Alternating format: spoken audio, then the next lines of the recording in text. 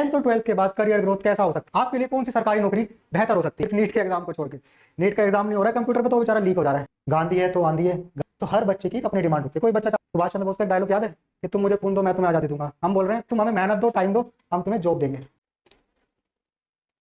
दोस्तों, आप एक सवाल का जवाब दो। अगर मैं आपसे पूछूं कि 10th और 12th के बेसिस पे आपकी कौन कौन सी नौकरी लग सकती हैं, तो आप में से कितने लोग ऐसे होंगे जो मेरे को तुरंत ही 5 नौकरियों के नाम गिना सके? शायद ही बहुत कम। और यहीं पे मेजर प्रॉब्लम शुरू होती है, यहीं से सारी दिक्कत शुरू होती है। बच्चे मेहनत तो बहुत करते हैं पर उनके पास गाइडेंस नहीं होती कि कैसी चीज़ों को अचीव करना है। जैसे कोई बच्चा अगर एसएससी की तैयारी कर रहा है तो उसे बैंक एग्जाम का नहीं पता है, कोई रेलवे की तैयारी कर रहा है तो उसे डिफेंस एग्जाम का नहीं पता है।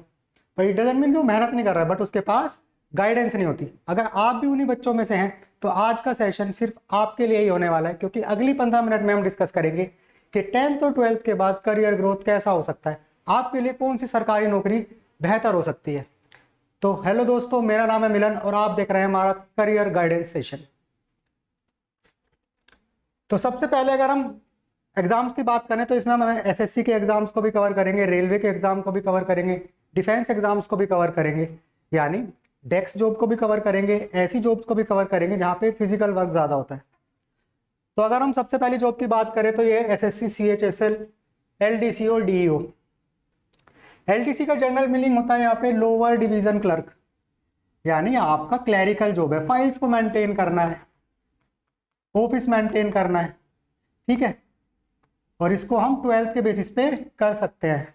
जब हम 12th क्लियर कर लें किसी भी स्ट्रीम से, आर्ट्स हो, कॉमर्स हो, ह्यूमैनिटीज हो, इट डजेंट मैटर, 12th के बाद आप इस एग्जाम को दे सकते हैं और एक अच्छी जॉब को पा सकते हैं। ऐसी जैसे एलडीसी है ऐसी इसमें एक दूसरी पोस्ट होती है डीईओ। इसका मतलब होता है डाटा एंट्री ऑपरेटर, यानी आपका मेन काम क्या है कि आपको डाटा की एंट्री करनी है सिस्टम्स में, यानी ये भी डेस्क जो भी है, यानी आपको कोई फील्ड में नहीं जाना है, कहीं नहीं जाना है, ऑफिस में रह के, एयर कंडीशनर ऑफिस में रह के आपको सारा काम करना है। तो डाटा एंट्री ऑपरेटर। एक बार हम जानेंगे कि इसकी कैसे कैसे एग्जाम प्रोसेस होती है, क्या होता है।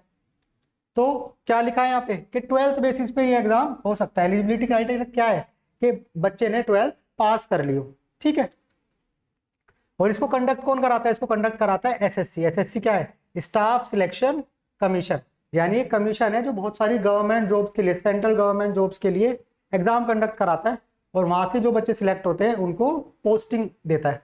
एज लिमिट क्या है? इस एग्जाम को कितनी एज लिमिट के बच्चे दे सकते हैं? तो इस एग्जाम को 18 to 17 ईयर्स के बीच में जो बच्चे हैं वो एग्जाम को दे सकते हैं। यानी ऐसा बच्चा भी दे सकता है जिसने 12th पास कर लिया है, due to some family reason और कुछ और रीजन हो सकते हैं कि उसने आगे पढ़ाई नहीं करी, उसकी एज थोड़ी बड़ी हो गई है, पर 27 साल मैक्सिमम उम्र है। इसमें शायद रिजर्वेशन वाली कैटेगरीज में थोड़ा और रिलैक्सेशन है, ये जनरल कैटेगरीज के लिए कि आप अगर अनरिजर्व कैटेगरी से आते हो तो आपका जो एज ग्रुप है वो 18 to 17 है। सैलरी को भी जान लेते हैं भाई। सैलरी तो सबसे बड़ा मोटिव होता है ना किसी भी गवर्नमेंट जॉब को पाने के लिए, गवर्नमेंट जॉब को लेने के लिए। क्यों? सैलरी तो हमें एक इकोनॉमिक इंडिपेंडेंस देता है। जब आपके पास आर्थिक स्थिति आपकी अच्छी हो जाएगी, इकोनॉमिक इंडिपेंडेंस आ जाएगी, तभी आप सोसाइटी में बेहतर तरीके से अपना कंट्रीब्यूशन कर सकते हैं। तभी आपकी फैमिली में भी पूछ होती है कि फैमिली में भी लोग आपको पूछेंगे भैया इसकी तो बड़ी अच्छी सैलरी है, इंस्पायर हो जाएंगे आपसे, अपने बच्चों को गाइड करेंगे कि भैया इनसे पूछो इन्होंने क्या किया, ये इतनी अच्छी सैलरी ले रहे हैं। तो एलडीसी की अगर हम लोअर डिवीजन क्लर्क की बात करें तो उसकी सैलरी कितनी होती है? उसकी सैलरी 19,900 से लेके 63,200 तक जा सकती है। इसमें एचआरए, डेयरेंस अलाउंस, एचआरए मतलब हाउस रेंटल अलाउंस जो होता है, जो आपको हाउस के लिए मिलता है कि अगर आप रेंट पे रह रहे हो तो वो अलग अलग होता है। डीईओ की सैलरी थोड़ी ज़्यादा होती है, ठीक है। डीईओ की salary as compare to LDC, data entry operators जो होते हैं उनकी सैलरी एलडीसी से ज़्यादा होती है। अब ग्रोथ क्या है कि भैया आप स्टार्टिंग में तो एलडीसी पे लग गए तो आप कौन सी हाईएस्ट पोस्ट तक जा सकते हो, कितना आपका प्रमोशन हो सकता है, कहाँ तक आप पहुंचोगे। तो एलडीसी से आप यूडीसी जा सकते हो, यानी आप अपर डिवीजन क्लर्क, असिस्टेंट बन सकते हो और सेक्शन ऑफिसर बन सकते हो। सेक्शन ऑफिसर मतलब जब हम एसएससी सीजीएल देते हैं, ग्रेजुएशन वाला एग्जाम देते हैं, तो उसमें बहुत सारे सेक्शन ऑफिसर्स की पोस्ट होती है। तो आप 12th बेसिस पे लगोगे और प्रमोशन होते होते एग्जाम देते देते आप सेक्शन ऑफिसर तक जा सकते हो। अब इस जॉब में हमें करना क्या होता है?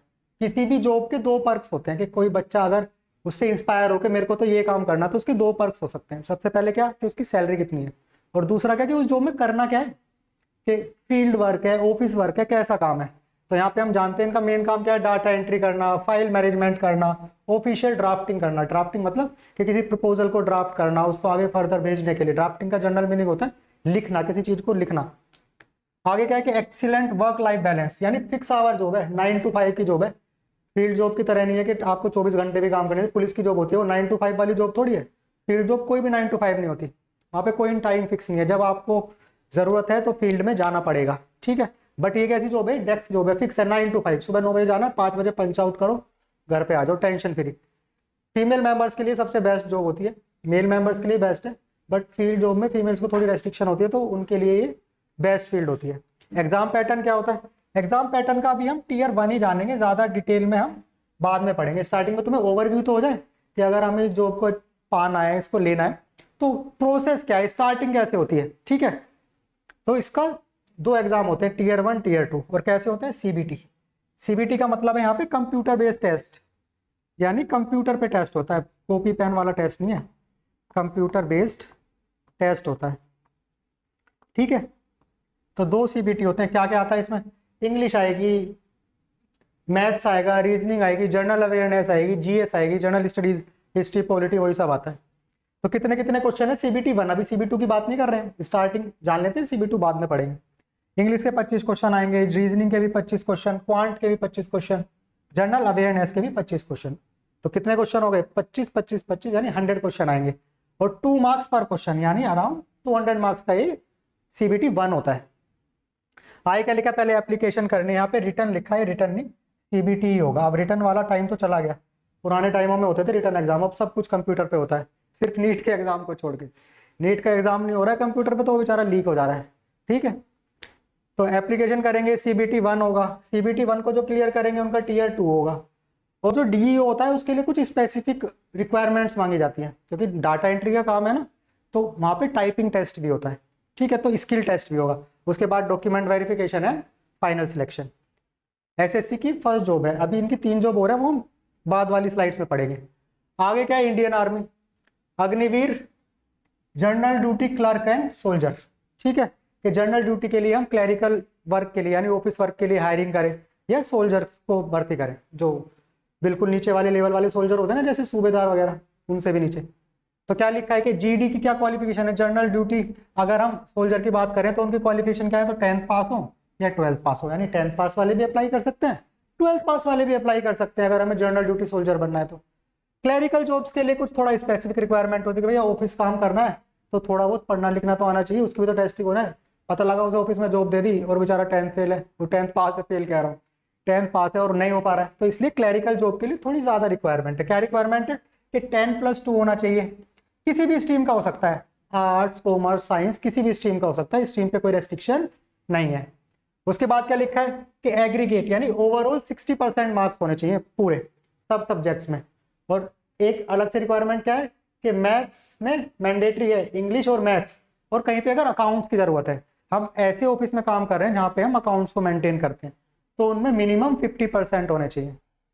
एग्जाम को कंडक्ट कराने की और जॉब देने की जो अथॉरिटी है वो किसके पास है, वो इंडियन आर्मी अपने आप कराती है, इन्होंने कोई थर्ड पार्टी हायर नहीं की एग्जाम को कंडक्ट कराने के लिए। ये क्या है, ये इसकी एज लिमिट है, कितनी एज लिमिट, 17.5 ईयर से लेकर 21 ईयर्स तक की इसकी एज लिमिट है। सैलरी भी क्या है, स्टार्टिंग में 30,000 मिलते हैं, बट जैसे जैसे 4 ईयर का टाइम पीरियड होता है इसमें, जैसे जैसे आप अपने पीरियड के एंडिंग टाइम में आएंगे तो 40% तक आपकी सैलरी का हाइक भी हो जाता है, और एक साथ एक लार्ज अमाउंट ऑफ सम भी मिलता है, ठीक है। अगर आपके पास एनसीसी का सर्टिफिकेट है या आप किसी स्पोर्ट्स कोटा से आते हैं, तो आपके यहाँ पे सिलेक्शन होने के चांसेस और ज़्यादा इंक्रीज हो जाते हैं। एनसीसी का अगर आपके पास सी सर्टिफिकेट है तो आपके चांसेस और ज़्यादा इंक्रीज हो जाएंगे अगर आपको अग्निवीर किस में जाना है, क्लैरिकल में या सोल्जर में। ग्रोथ क्या है कि अग्निवीर वाला जो प्रोग्राम है टोटल 4 ईयर का प्रोग्राम होता है, कि अगर आप एक बार भर्ती हुए तो आपको 4 साल तक की मैंडेटरी जॉब है। उसके बाद जितने लोग उन्हें भर्ती होते हैं, जितने लोग वहाँ पे गए थे, उसमें से 25% को इंडियन आर्मी रिटेन कर लेती है, मतलब रख लेगी अपने पास। अगर बाकी लोग नहीं अच्छे तो वो चले जाते हैं। तो मैक्सिमम कहाँ तक जा सकते हैं, अगर नायक भर्ती हुए तो हवलदार तक की पोस्ट तक जा सकते हैं। अब देखो भाई इनकी ड्यूटी क्या है, जब भाई जाए इंडियन आर्मी में रहे हैं तो सोल्जर की ड्यूटी तो क्या होगी, कॉम्बैट रेडीनेस होना, कि कभी भी अगर लड़ाई हो जाए तो I am always ready to fight with my enemies. तो क्या लिखा है, कॉम्बैट रेडीनेस होना, बॉर्डर सिक्योरिटी देना, क्लिनिकल एडमिन करना, ऑफिशियल वर्क करना, ये तो लिखा ही है ना कि सोल्जर का काम तो पता ही है, और क्लरिकल काम क्या है कि ऑफिस वर्क करना है, फाइल मैनेज करनी है, बहुत सारा काम होता है क्लरिकल वर्क में भी। आई क्या लिखा है कि हाईएस्ट प्राइड, भाई आप देश की सेना के लिए काम कर रहे हो, इंडियन आर्मी के लिए काम कर रहे हो, तो प्राइड की बात तो होती है ना, कि लोग आपको एक रिस्पेक्ट की नज़रों से देखते हैं। पुलिस वाली जॉब नहीं है कि पुलिस में थोड़ी सी नहीं होती इतनी रिस्पेक्ट, बट आर्मी की तो हमारी कंट्री में हर कोई रिस्पेक्ट करता है। आएगा डिसिप्लिन मेंटेन रहोगे, फिजिकली आप फिट रहोगे, क्योंकि आर्मी जाने किस लिए जाती है, अपने डिसिप्लिन के लिए। सिलेक्शन प्रोसेस क्या है कि एक रिटन एग्जाम होगा, फिर आपका फिजिकल फिटनेस टेस्ट होगा। फिजिकल फिटनेस टेस्ट तो जरूरी है भाई, अगर आप फिजिकली फिट नहीं हो तो आप कैसे जाओगे। मान लो आप ऐसे टेढ़े होकर चलते हो तो कैसे बॉर्डर पे टेढ़े होकर लड़ोगे, नहीं, तो फिजिकल फिटनेस टेस्ट भी होगा। आपकी मेजरमेंट भी होगी, मेजरमेंट मतलब आपकी हाइट कितनी है, चेस्ट कितनी जाती है, आपकी चेस्ट की विड्थ कितनी जा रही है सांस लेके, ये सब टेस्ट होते हैं। और आपकी मेडिकल टेस्ट भी होगा कि आपकी मेडिकल कंडीशनिंग तो ठीक है ना।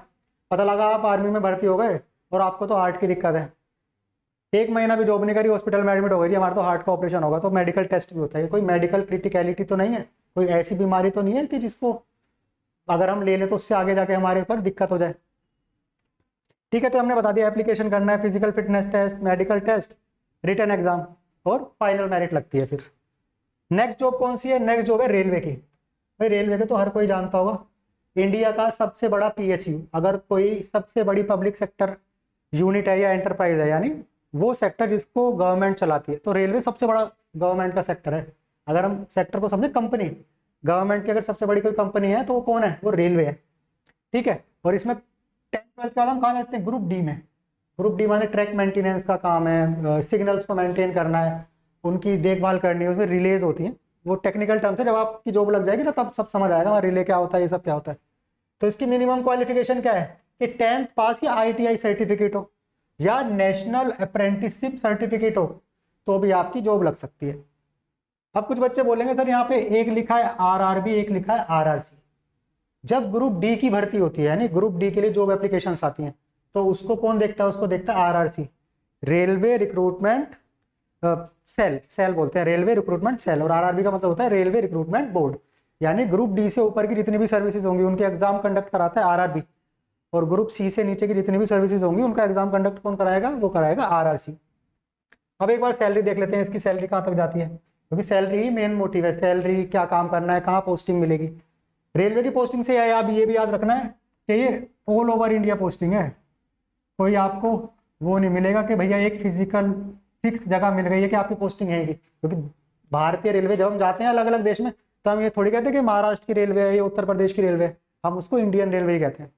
तो इंडियन रेलवे में पोस्टिंग ऑल इंडिया कहीं भी मिल सकती है आपको, ये नेशनल लेवल की जॉब है। सैलरी कितनी है, 22,000 से 25,000 तक मिल जाती है। ग्रोथ क्या है कि ग्रुप डी से जाओगे, टेक्नीशियन बन जाओगे, क्लरिकल वर्क करोगे, और आप स्टेशन मास्टर का काम भी कर सकते हैं। एज लिमिट क्या है, एज लिमिट को समझ लें कि अनरिजर्व, UR का मतलब है अनरिजर्व कैटेगरी या general category, 18 to 33 years. OBC के लिए कितना, 18 to 36 ईयर। SC ST के लिए कितना, 18 to 38 ईयर्स। जॉब ड्यूटी क्या है कि भाई काम तो समझ लो, अब हम यहाँ सिलेक्ट हो गए तो काम क्या करेंगे। जॉब ड्यूटी है जो आप बताया था, ट्रैक मेंटेनेंस करना है, ऑपरेटिंग सिग्नल, जो सिग्नल होते हैं ना कि जब ट्रेन जाती है रेड ग्रीन हो जाते हैं, समटाइम्स आपने देखा ऑरेंज भी रहते हैं। तो ऑरेंज का मतलब होता है कि एक स्पीड लिमिट आपको मेंटेन करनी पड़ती है, आप उससे ज़्यादा स्पीड लिमिट पे ट्रेन को नहीं चला सकते। तो ट्रैक मेंटेनेंस करना, सिग्नल को ऑपरेट करना, अपने सीनियर्स को असिस्ट करना, कि उनके काम में असिस्ट करना है क्लरिकल जॉब में। फैक्ट क्या है कि बहुत सारी वैकेंसी निकलती है इसमें, ठीक है, क्योंकि रेलवे ऑल इंडिया लेवल पे काम करती है, तो उन्हें बहुत सारे लोगों की ज़रूरत होती है अपने काम को स्मूथली चलाने के लिए। एग्जाम पैटर्न क्या है कि एक कंप्यूटर CBT अभी पीछे समझाया था ना, कंप्यूटर बेस्ड टेस्ट है, 1 मार्क पर क्वेश्चन। जनरल साइंस के 25 क्वेश्चन आ रहे हैं, रीजनिंग के 30 क्वेश्चन, मैथमेटिक्स के 25 और जनरल अवेयरनेस के 20 क्वेश्चन। यानी जनरल प्रोसेस क्या है, एप्लीकेशन, CBT होगा, फिजिकल टेस्ट होगा, efficiency test, document verification and medical होगा। अगली जॉब क्या है कि पुलिस कांस्टेबल, स्टेट या सेंट्रल। अब समटाइम्स क्या होता है कि कुछ स्टेट ना अपनी पुलिस की भर्ती अपने बोर्ड से करते हैं, जैसे यूपी अगर उत्तर प्रदेश भर्ती करेगा तो वो अपने बोर्ड से करेगा, जबकि जो दिल्ली पुलिस होती है, दिल्ली पुलिस की जो भर्तियां होती हैं वो SSC कंडक्ट कराती है। और सेंट्रल क्या है, सेंट्रल में आती है CAPF, central arm police forces, इनकी भर्ती अभी कौन करा रही है, वो भी SSC ही कराएगी। ठीक है, तो क्या है कि क्वालिफिकेशन क्या चाहिए, क्वालिफिकेशन चाहिए इनको 12th base. State police, sometime state police में स्टेट बोर्ड्स भी कराते हैं, कुछ स्टेट्स ने अपना डेलीगेशन कर दिया कि भैया हमारे बिहाफ पे आप कराओ। जैसे दिल्ली ने डेलीगेट किया किसको, एसएससी को, स्टाफ सिलेक्शन कमीशन को डेलीगेट कर दी कि भैया हमारे बिहाफ पे आप एग्जाम कंडक्ट कराओ, और उस एग्जाम को कंडक्ट कराने के बाद जो रिजल्ट आए वो हमको भेज दो, हम कर लेंगे लोगों को भर्ती। ठीक है। और एंड में क्या है, CAPF, central arm police force, ये किसके अंडर काम करती है, ये होम मिनिस्ट्री के अंडर काम करती है। सीएपीएफ, दिल्ली पुलिस भी होम मिनिस्ट्री के अंडर ही आती है। ठीक है, क्योंकि दिल्ली एक कैपिटल सिटी भी है, एक स्टेट होने के नाते, पूरा स्टेट नहीं है, उस पर तो आगे कभी बातचीत करेंगे। जब हमारे केजरीवाल जी थे तो उस पर डिस्कशन भी होते थे कि फुल स्टेट, आप फुल फ्लेजेड स्टेट का दर्जा हमको दे दो, बट नहीं, वो एक यूटी की तरह काम करती है। तो वहाँ की पुलिस, दिल्ली पुलिस भी होम मिनिस्ट्री के अंडर, सीएपीएफ भी होम मिनिस्ट्री के अंडर ही काम करता है। एज लिमिट क्या है, जनरल कैटेगरी के लिए, जो रिजर्व कैटेगरीज होती है उन्हें कुछ ईयर्स का रिलैक्सेशन मिल जाता है। तो 18 to 25 ईयर, सैलरी क्या है 25,000 से 45,000। यहाँ पे एक 5 एक्स्ट्रा आ गया था, मुझे लग रहा था घूस वाला जो पुलिस में वो भी जोड़ लिया था, तो मैंने इस 5 को हटाई, पीपीटी में 5 शायद गलती से ऐड हो गया। तो 25,000 से 45,000 तक की सैलरी जाती है। ग्रोथ क्या है कि आप कांस्टेबल, एज ए कांस्टेबल आपका सिलेक्शन होगा और आप सब इंस्पेक्टर की पोस्ट तक जा सकते हो। सब इंस्पेक्टर कौन होता है कि जिसके कंधे पे 2 स्टार लगे, एएसआई के कंधे पे 1 स्टार, सब इंस्पेक्टर के कंधे पे 2 स्टार और इंस्पेक्टर के कंधे पे 3 स्टार। ठीक है, तो आप 2 स्टार तक जा सकते हो अगर आप यहाँ पे भर्ती होते हो तो। जॉब ड्यूटीज क्या है कि भैया फील्ड वर्क तो है, ऑफिस जॉब नहीं है, आपको फील्ड में काम करना है, कोई फिक्स आवर भी नहीं है, वो वेरी भी करेंगे। तो लॉ एंड ऑर्डर मेंटेन करना है, फील्ड जॉब है, डायनामिक एनवायरनमेंट है, कहीं भी भेज सकते हैं। कई बार ऐसी जगह भेज दिया कि पीसफुल एरिया है, कई बार ऐसी जगह भेज दिया जहाँ पे पीस नहीं मेंटेन है। सिलेक्शन प्रोसेस क्या है, वही रिटर्न एग्जामिनेशन। रिटर्न एग्जामिनेशन जब भी आता है तो इसका मतलब वही है, सीबीटी, कंप्यूटर बेस्ड टेस्ट ही होगा आपका रिटर्न एग्जाम, मतलब कॉपी पेपर वाला नहीं है। तो क्या कहेगा, जीके, रीजनिंग, मैथ, लैंग्वेज, और भैया फील्ड वर्क है, पुलिसिंग वर्क है, तो फिजिकल टेस्ट तो वो करवाएंगे ही करवाएंगे, मेडिकल भी आपका होगा ही होगा। अगली जॉब क्या है, इंडियन नेवी। इसमें एसएसआर और एमआर, एसएसआर का मतलब होता है सीनियर सेकेंडरी रिक्रूट, यानी जो 12th के बाद भर्ती हो रहे हैं, और एक होती है मैट्रिक रिक्रूट, यानी जो 10th के बाद चलेगा। मैट्रिक का मतलब है 10th और सीनियर सेकेंडरी का मतलब है 12th के बाद आप चलेगा। मैं लिख देता हूँ, ये है 12th बेस और ये है आपका 10th बेस, पर ये इंडियन नेवी में। जैसे हमने अभी अग्निवीर पढ़ी थी ना, ऐसे यहाँ पे क्या लिखा है कि अग्निपथ स्कीम। तो क्या क्राइटेरिया भैया, एसएसआर है तो 12th पास मांगेंगे, एमआर है तो 10th पास मांगेंगे। एजेंसी कौन है, इंडियन नेवी।